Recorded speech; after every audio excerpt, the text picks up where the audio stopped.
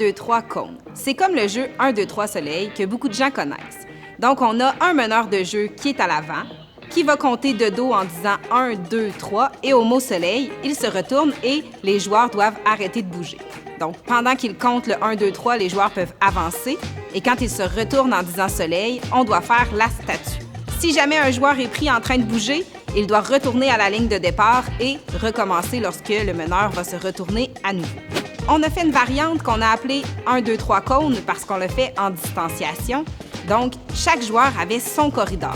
On a utilisé des lignes qui étaient déjà sur la cour d'école et on a placé au bout du corridor un cône à aller chercher. Donc, au lieu d'aller toucher le meneur de jeu, on doit aller ramasser notre cône au bout de notre corridor. Alors, quand le meneur se retournait, il disait 1, 2, 3 et à soleil, il fallait arrêter de bouger jusqu'à temps qu'on soit rendu à notre cône et qu'on le prenne dans notre main. Dans le jeu 1, 2, 3 cônes, on a placé des corridors, on a eu besoin de craies pour faire des démarcations et on a utilisé bien sûr des cônes qu'on a mis au bout. Ce serait possible de jouer à l'intérieur aussi. À ce moment-là, on peut se servir des lignes qui sont déjà dans le gymnase ou on pourrait créer des nouvelles lignes, par exemple avec des cordes à danser. Lorsqu'on va jouer à 1, 2, 3 cônes, on peut mettre autant de corridors qu'on a de joueurs si on a assez d'espace.